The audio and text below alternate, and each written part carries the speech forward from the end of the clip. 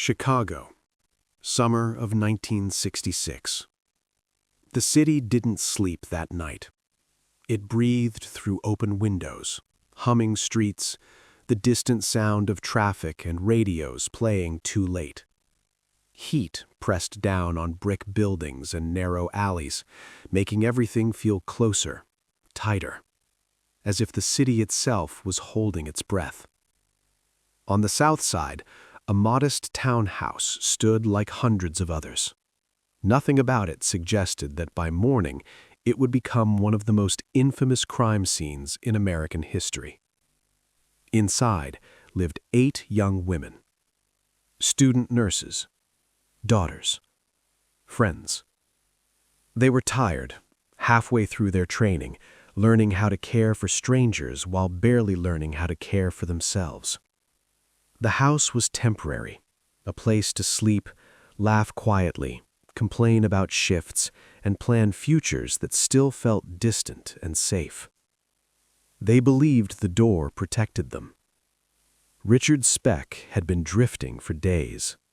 No job, no money, a bottle never far from reach. He moved through Chicago like a man already detached from consequence, carrying anger he didn't bother to explain, even to himself. He wasn't hunting, not consciously. He was simply moving. Late that night, Speck knocked on the door. He claimed there had been an accident, that someone needed help, that he wasn't dangerous. One of the women hesitated. Another unlocked the door. That single motion, small, ordinary, split time into before and after. Inside, Speck changed. The voice softened, then hardened. The knife appeared. Control was immediate. He ordered them into one room, told them to stay quiet, promised no one would be hurt if they listened. Fear froze them in place. People like to imagine they would fight, scream, run. But shock doesn't announce itself. It convinces you to wait. Speck tied them up methodically, one by one, separated them, returned again and again. The house, once full of whispering and shared routines, became silent, except for footsteps, breath, and the sound of a door opening when it shouldn't. One woman was taken upstairs. She did not come back. Then another. Minutes stretched into something unbearable. The remaining women listened, counting footsteps, trying to understand a logic that did not exist. They didn't know they were being killed. Not yet. Speck didn't rush. There was no frenzy, no loss of control. Only repetition. And the most terrifying part was not the violence. It was the calm. By dawn, 8 lives were gone. 8 futures ended in a house meant to keep them safe. And Richard Speck walked back into the city like nothing had happened, blending into crowds that would soon be staring at his face on every screen, every page. But for now, he was just another man moving through Chicago, unnoticed. Sometimes the most horrifying crimes don't begin with rage. They begin with a knock on the door. Morning arrived slowly, not with sirens, not with screams, but with silence that felt wrong. The house should have woken up, doors opening, water running, hurried voices preparing for another long day of training. Instead, it remained sealed, still, as if time had decided not to move forward inside its walls. When the first body was found, disbelief came before horror, then the second, then the third.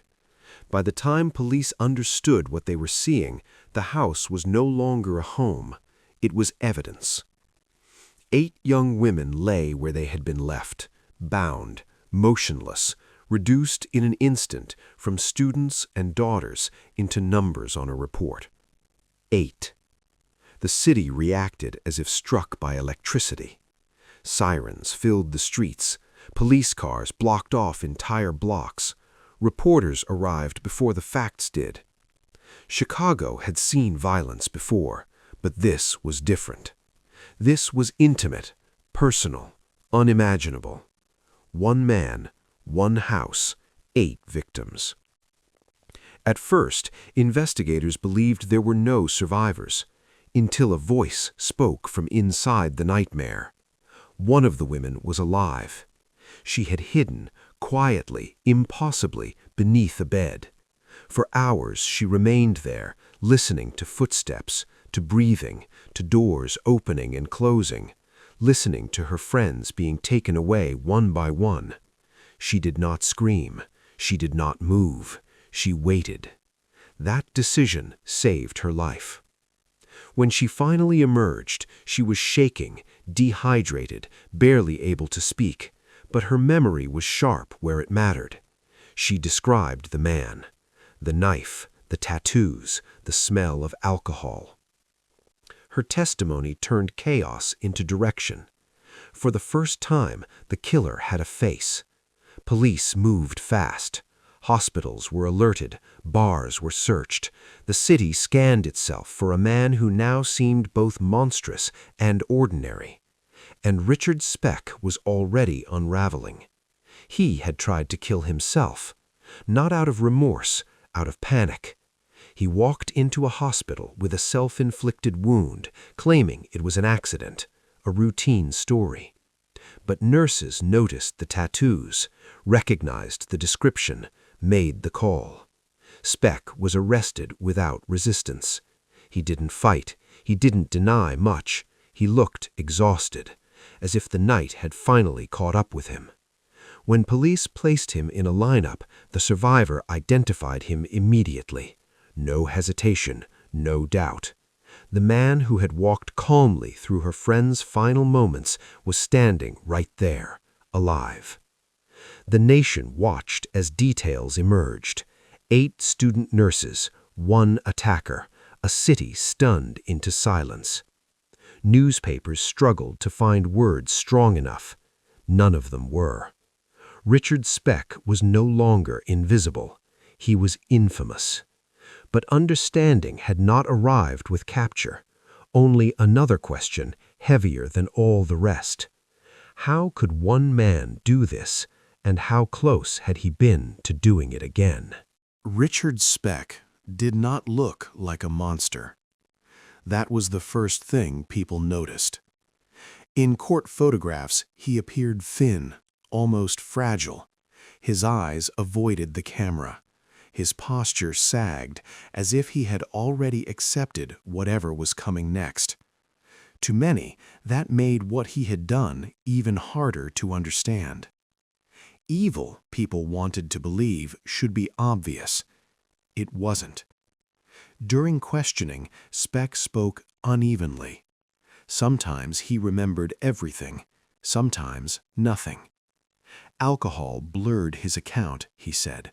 Drugs distorted the night. He described entering the house, taking control, leaving. But when asked why, his answers collapsed. I don't know. I was drunk. It just happened. None of it satisfied anyone. There was no ideology, no carefully constructed motive, no explanation large enough to hold 8 deaths. Psychiatrists were brought in. They examined his past, a childhood marked by instability, violence witnessed early, a pattern of drifting, anger, and dependency. But even they struggled. Speck was not legally insane. He understood what he had done. He simply did not care enough to stop. That terrified people more than madness ever could. The survivor testified. The courtroom went silent when she spoke. Her voice shook, but her words didn't. She described the knife, the threats, the way Speck separated them one by one. the unbearable waiting, knowing something was happening upstairs and not knowing when the door would open again. She described hiding beneath the bed, the decision not to breathe, the sound of footsteps leaving. There were no tears in the courtroom, only stillness. The defense had little to work with. There was no doubt about identity, no doubt about the crime, no doubt about survival. The case was not about whether Richard Speck did it. It was about what to do with him. Outside, the public demanded finality. Some wanted execution. Some wanted suffering. All wanted certainty. The idea that a man could enter a home, kill 8 young women, and still exist within the same world felt unbearable. The verdict needed to restore balance. The jury deliberated briefly. Guilty. The sentence followed without hesitation. Death. For a moment, it felt like an ending. But endings in cases like this are rarely clean. Years later, the death penalty would be overturned. Speck's sentence would be changed to life in prison. The certainty people clung to would quietly erode. Justice, it turned out, could shift. The crime did not. As Speck was led away, cameras captured his face. Not defiant, not remorseful. Empty. And that emptiness stayed with those who saw it, because it suggested something unbearable, that the horror had not required hatred, only opportunity. When the courtroom emptied, the names of the 8 women lingered in the air, spoken softly, carefully, as if volume alone might disturb them. They had done nothing wrong. They had opened a door, and the world had never felt the same since. Prison erased the last illusion of Richard Speck as a man who belonged to the outside world. Walls replaced streets. Numbers replaced names. Time stretched into something heavy and endless. Life sentences do not announce themselves loudly. They arrive quietly, in routine, repetition, and the slow realization that nothing ahead will ever change. Speck adapted, not with strength, not with authority, with submission. Inside prison, he was not feared. He was used. Smaller inmates survive by disappearing or attaching themselves to stronger ones. Speck chose the second path. He took hormones, grew breasts, let himself be reshaped into something less threatening, less visible, a strange echo of how he had once moved unnoticed through Chicago. Power had changed hands. For the first time, Speck was not in control. Years passed. The outside world remembered him only when anniversaries came around. His name surfaced in documentaries, in court discussions about capital punishment, in whispered references to one of the worst crimes. But inside, he was just another inmate aging poorly. Until the tape surfaced. In the late 1980s, a smuggled prison video made its way beyond the walls. Richard Speck sat casually, laughing, smoking, talking about the murders. Quote, "If they didn't want to die, they shouldn't have opened the door." No remorse, no hesitation, just boredom. The reaction was immediate. Outrage returned, grief reopened, any lingering doubt about his nature vanished. The man who once claimed confusion revealed clarity, cold, casual, absolute. For the families of the victims, the footage was a second wound. Justice had been delivered, they were told. Closure had been achieved. But watching the killer mock the dead proved something unbearable. Punishment does not equal peace. Richard Speck died in prison in 1991. A heart attack. Quiet. Unremarkable. No final statement. No apology. The world did not stop when he did. What remained was the question people still avoided. Not how he killed 8 women, but why no one saw him coming. He wasn't brilliant. He wasn't organized. He wasn't driven by ideology. He was unstable, angry, drifting, and ignored. The case changed things. Security protocols, housing rules, training for vulnerable workers. Rules written in blood are never written lightly. But rules don't erase the past. 8 young women left home to learn how to save lives. They never came back. And Richard Speck became a reminder of a truth people don't like to sit with. Sometimes evil doesn't plan. Sometimes it just knocks. Time moves differently when measured in absence. The city of Chicago healed in parts. News cycles moved on. People forgot faces. Names faded from memory. But some things refused to be buried.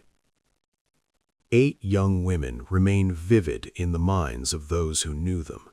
Nurses, daughters, friends. Their laughter, their hopes, their futures frozen on that night of July 1966. They became symbols, not just of tragedy, but of vulnerability. Richard Speck's name, meanwhile, became legend, a cautionary tale, a study in how one man could exploit routine, a warning whispered in nurse training programs, security lectures, and true crime documentaries. He had vanished from the streets, vanished from freedom, but not from consciousness. The lessons were harsh. Doors left unlocked could be deadly. Trust could be exploited. Silence could allow horror to unfold unnoticed. Every nurse who trained after 1966 carried a shadow with her, an awareness that life can shift in a single knock, a single choice. Speck's death in 1991 ended his life. It did not end his story.